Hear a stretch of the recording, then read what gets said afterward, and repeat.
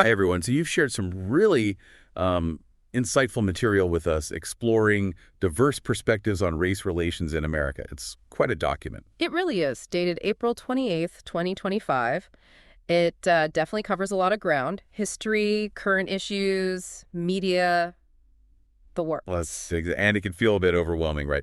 So our mission here in this deep dive is to pull out those key insights for you. Yeah, to help you really get a handle on the core ideas about race relations in America without having to wade through absolutely everything. We want you to walk away feeling, properly informed about what really matters in this discussion. And what strikes me right away is how this source doesn't shy away from the complexity.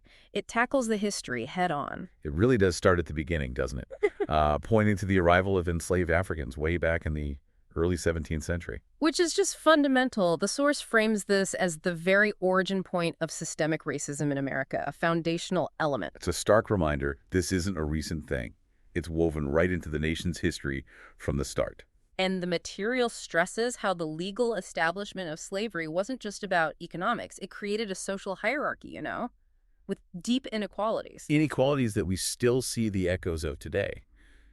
The source makes that connection very clear. It does. And it talks about how even after slavery was abolished, the Reconstruction era, well, it was pretty short-lived. Right, and that paved the way for Jim Crow laws. Exactly, which basically reestablished segregation and discrimination, keeping those systemic problems alive well into the 20th century. It shows how progress isn't always linear. A really tough history. But then the source highlights a major turning point, Brown versus Board of Education in 1954. Yeah, a landmark decision, declaring segregation in public schools unconstitutional. The source presents this as a huge catalyst. It really fueled the civil rights movement, didn't it? Absolutely. It attacked the legal basis of segregation. And then, of course, the source mentions key figures like Martin Luther King Jr. and Malcolm X. Their contributions were immense, highlighting not just the systemic barriers, but also, as the source notes, the incredible resilience of Black Americans fighting for justice. And that connection to resilience is so important. It is. And crucially, the source links all this history directly to what's happening now. It mentions police brutality, recent incidents. Leading to movements like Black Lives Matter. Right. It drives home that this history isn't just history, it's alive today. Understanding that past is essential to grasping the present complexities. Which brings us neatly to those contemporary issues. How does all that history play out now? The source suggests it's really intertwined with today's challenges. And one of the most prominent issues it tackles is police brutality. It mentions reports about disproportionate use of force against people of color. Yeah, and the source frames these not as just isolated incidents, but as symptoms of deeper systemic problems, which fuels the calls for reform and accountability. It really highlights that need for systemic change, not just dealing with individual cases. Exactly. Building trust requires addressing the root causes. And related to that is racial profiling. The source explains how that works scrutiny based on ethnicity, not behavior. Which understandably breeds so much distrust within communities. It erodes that sense of safety and belonging. You can only imagine. It's not just about policing practice either, is it? The source links it to broader societal biases. Right. The need for education, challenging stereotypes, even the unconscious biases we all might carry. Then the article shifts a bit, looking at immigration laws and policies. It knows how those discussions often have racial undertones. Especially concerning non-European immigrants. It points out how this can sometimes, fuel division. It's a complex layer, how existing biases can shape the narrative around who belongs, who is welcomed. And the source acknowledges how that can lead to unfair portrayals of certain groups. It cautions us to be aware of those underlying dynamics when we talk about immigration. But it also highlights the positive forces, right? Yeah. Social justice movements like Black Lives Matter, immigrant rights groups. Absolutely. Presenting them as vital for bringing these inequalities to light and pushing for real systemic change. And it stresses the importance of actually listening to the people directly affected. Their experiences are key to finding solutions. Definitely. These movements give a platform to voices that have often been ignored, challenging the status quo and demanding accountability. Okay, so moving on from direct issues, the deep dive then turns to the role of media. Huge influence there. Massive. News, entertainment, social media, they all shape how we see race relations. And the source points out it's kind of a double-edged sword with news coverage, doesn't it? Yeah. Narratives can either challenge stereotypes or sometimes accidentally reinforce them.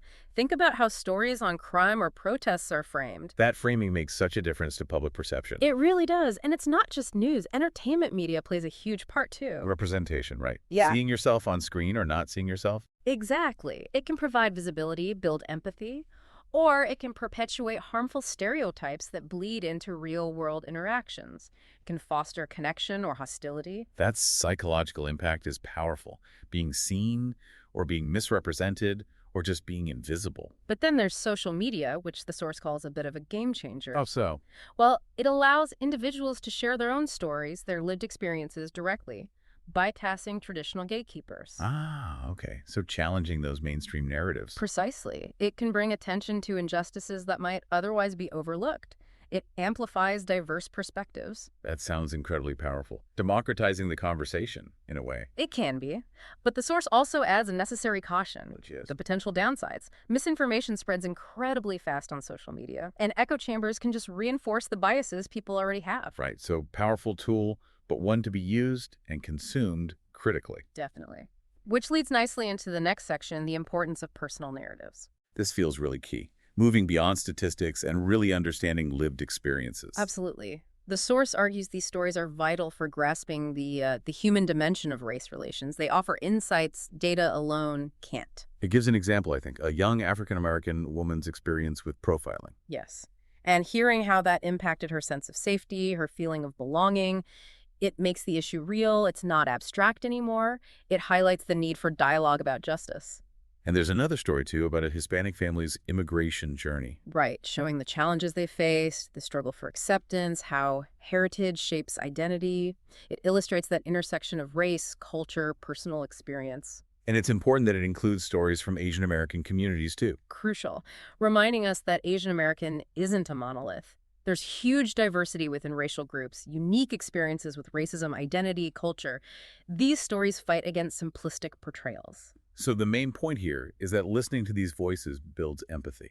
Exactly. It helps us connect on a human level, recognize shared hopes, even amidst very different realities. That connection feels vital, which seems like a good bridge to the concept of intersectionality. Yes, the source introduces this as a really critical framework, understanding how different parts of our identity, race, gender, class, sexuality overlap and interact. It credits Kimberly Crenshaw with coining the term, right? That's right. Back in the late 80s, the core idea is that you can't just look at race in isolation. Because people experience discrimination or privilege based on multiple intersecting factors. Precisely. The source uses the example of a Black woman.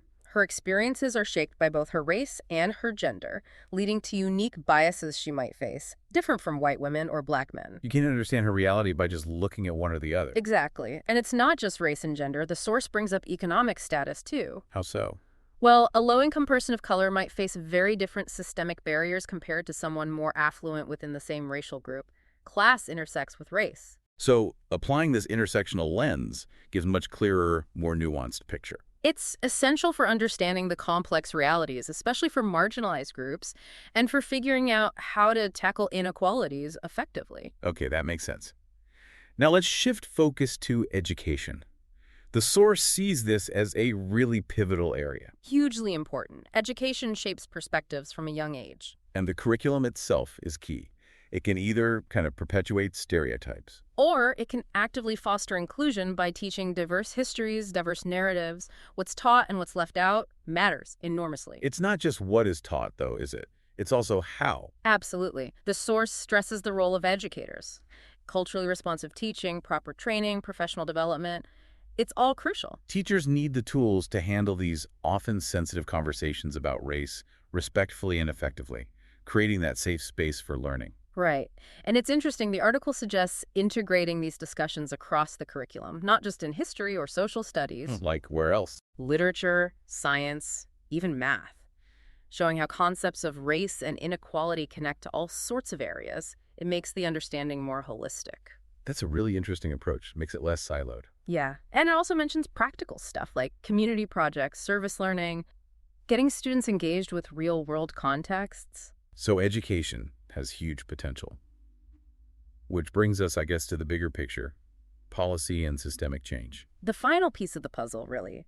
The source argues that lasting change requires comprehensive policy shifts to dismantle systemic racism. And it highlights specific areas. Criminal justice reform seems like a big one. Definitely. Reassessing purely punitive approaches, focusing more on rehabilitation, things like restorative justice, and bias training for law enforcement is mentioned as critical. That seems essential for rebuilding trust. And then there's education policy again. Inclusive curricula, like we just discussed, but also equitable funding for schools. Addressing those resource gaps between wealthy and marginalized communities, that feels foundational. It really does. Beyond that, the source talks about community engagement strategies. Like what? Things like community forums, projects that bring people from different backgrounds together, ways to break down stereotypes and build trust at the grassroots level. So it's top-down policy and bottom-up community building. Exactly. The source suggests progress really depends on the willingness to actually do this stuff, to implement and support these kinds of transformative policies and initiatives across the board. It takes commitment, real commitment. Sustained commitment from everyone, policymakers, institutions, individuals. That's how you build a more just society. Okay.